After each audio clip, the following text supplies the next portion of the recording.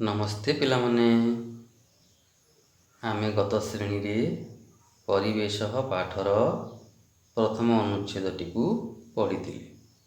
आस आज यार परवर्ती शेष अनुच्छेदटी को पढ़ा।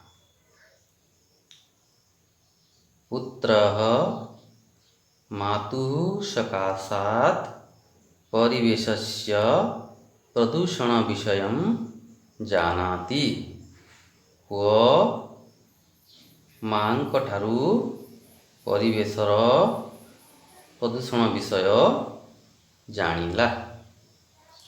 एठारे मातुः हेउछि मातृ शब्दर पंचमी विभक्ति। निकटरू बारू अर्थरे यही पंचमी विभक्ति होता है। स पुनः मातरम पृच्छति। से पुणी थरे मां को पचारुछि। परिवेशः कथम सुरक्षितः भवेत्। परिवेश किपरि सुरक्षित रहिबो। माता वदति माँ कहउछन्ति यदि वयं गृहस्य शिल्पागारस्य च अवकरान् इतस्ततः न क्षिपामः। जदि आमे घर ओ कारखानार आवर्जना गुड़ी को इतस्ततः बा एणे तेणे फिंगिबा नहीं, निर्दिष्टे स्थाने स्थापयामः। निर्दिष्ट स्थान रे पकाइबा। वृक्षाणां रोपणं कुर्मः। वृक्ष रोपण करिबा। अनावश्यकं वस्तु त्यजामः। अनावश्यक वस्तु त्याग करिबा। तर्हि तेबे परिवेशः सुरक्षितः भवेत्। परिवेश सुरक्षित रहिबो।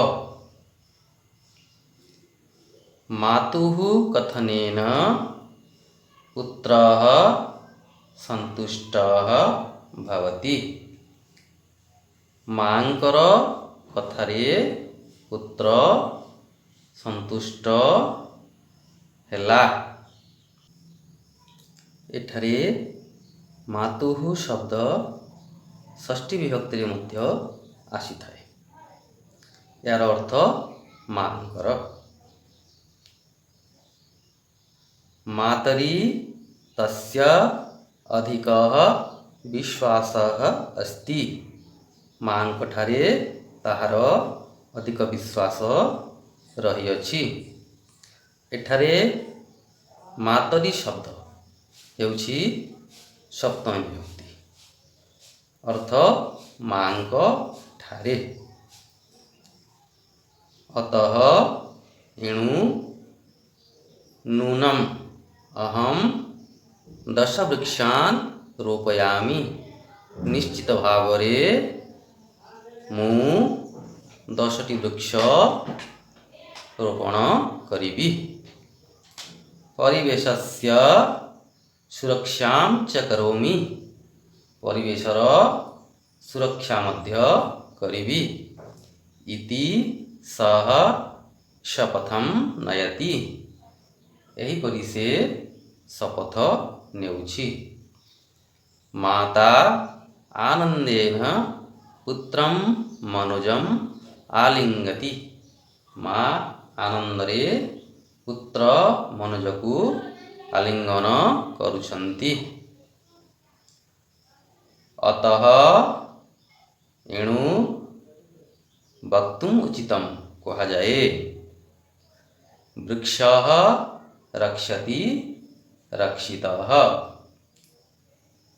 ବୃକ୍ଷ ରକ୍ଷା କରେ କାହାକୁ? ଯାହାଠାରୁ ସେ ରକ୍ଷା ପାଇଥାଏ। ବର୍ତ୍ତମାନ ତୁମେମାନେ ସମ୍ପୂର୍ଣ୍ଣ ପାଠଟିକୁ ବୁଝିପାରିଥିବ। ପରବର୍ତ୍ତୀ ଶ୍ରେଣୀରେ ଆମେ କିଛି ଅଭ୍ୟାସ କାର୍ଯ୍ୟ ବିଷୟରେ ଆଲୋଚନା କରିବା।